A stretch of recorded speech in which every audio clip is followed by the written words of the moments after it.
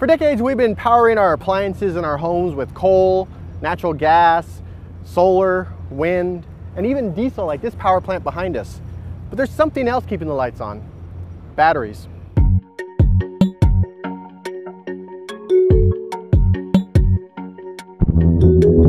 That brings us to this.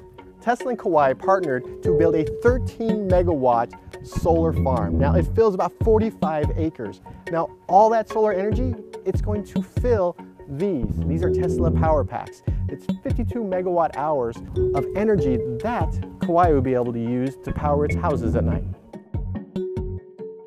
The entire state of Hawaii has committed to a 100% renewable future for electricity generation. Kauai is leading the pack. We live on an island, we live in paradise. This is one of the most beautiful places on the planet. During the daylight hours, prime sunlight hours, with all the solar that's going on, we're hitting 97, as high as 99% renewable penetration. So we realize that we can't keep adding more solar because it's just going to be creating curtailment, and that's going to really hurt the economics. Because electricity demand tends to be very smooth throughout the day, but renewable energy production depends upon the availability of the solar resource or the wind resource, which can be extremely intermittent throughout the day. That's going to have to be met with storage. And so the challenge is not generating energy, because we can do that. The challenge is being able to capture that energy and then really being able to deliver it when the consumer needs it.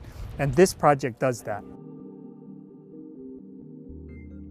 We're here at the Tesla solar facility coupled with energy storage here in the island of Kauai in Hawaii.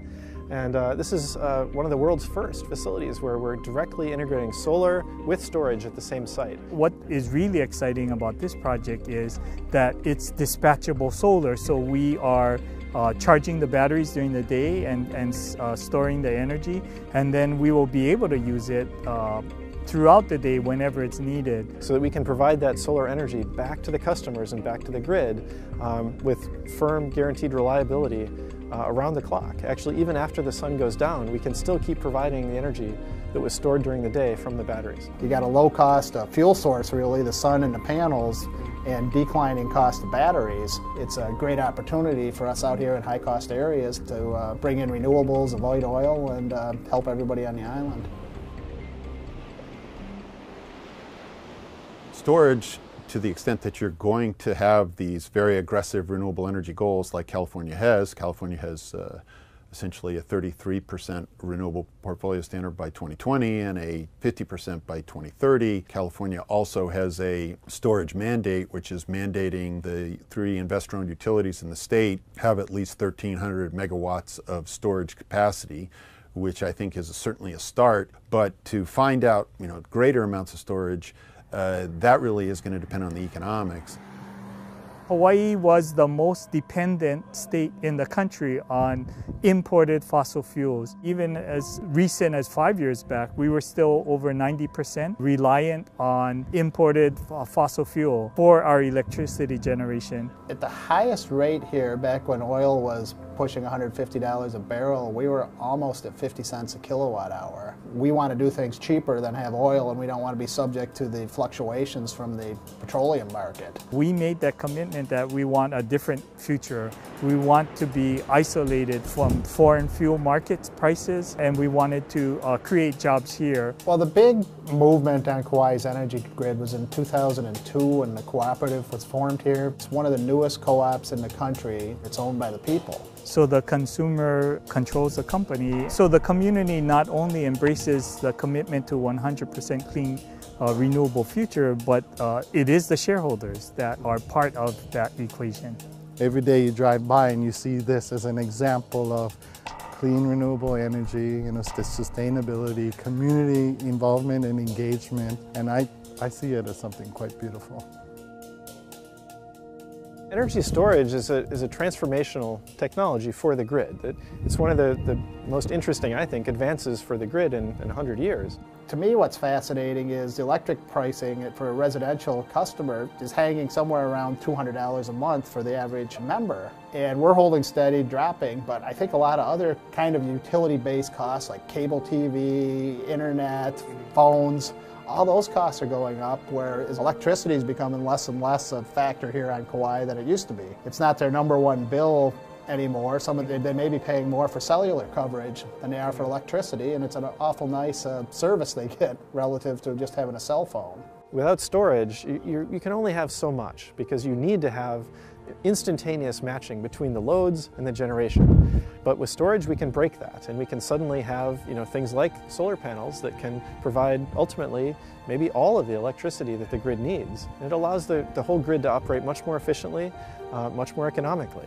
You don't have to have oversized generators and oversized wires everywhere to deal with the peak demands that only happen a brief period of the time. A lot of utilities, I think, are realizing the importance of this technology, and whether it's storage plus solar or both. I think every utility around the world is realizing this is going to impact their business model and wants to learn a lot about it.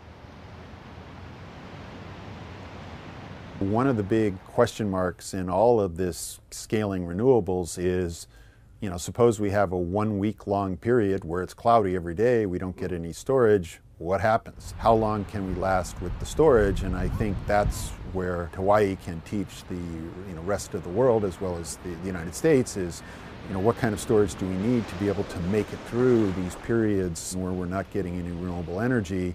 How much storage do we need for redundancy? What other mitigating measures can people take? Now, island grid, subject to lengthy rain or storm events, we're probably never going to decommission our plants because we want them there for emergencies. Or we had a period 10 or 12 years ago where it rained for 40 days and 40 nights here, and the biblical rain, and I don't see that we're ever going to have enough battery storage to cover a very long period like that. So you got to have conventional generation as backup. Really, it makes very little sense to invest in storage unless you are really serious about renewables and scaling up renewables. We need to build a lot of products. We need to ramp up our ability to build more battery packs, and we're doing that very quickly, but today that still is our limitation, is how many we can actually build. We already have a way to store energy in a regime where we're not interested in only using renewable resources. It's called don't burn the fossil fuel. The important thing to remember about storage, even if the energy is coming from a renewable unit, is that it's the reverse of a battery charger, is that when you're charging something, in order to put that into the battery, some of the energy that you're trying to put in the battery is lost through heat. That means that you're getting less than the total amount of energy that you attempted to put into that battery. So whereas in the case of storing the energy as fossil fuel, you're just not burning the energy, so there's no real waste of the energy in heat. It's just not being burned. There's a lot of customer interest and a lot of different demand coming from all around the world. We're trying to scale up as fast as we can to meet all that, but right now that still is a challenge.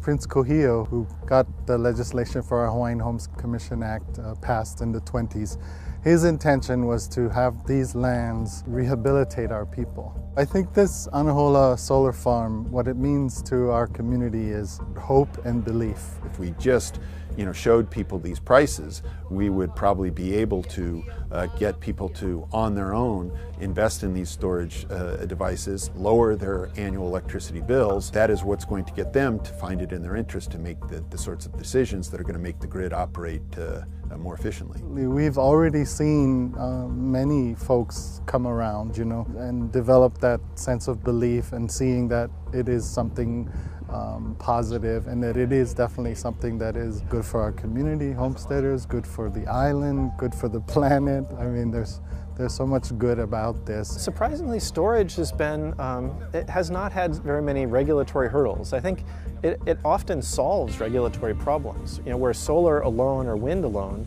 may often, be a bit more controversial because it puts a burden on the grid. Storage solves a lot of those problems. Everyone talks about the housing and the farming, but there's more than that. There's also mercantile and community economic development. So this project, it represents to me the hope and belief in us doing exactly that. This can be an example of what more we can do as a community in community economic development.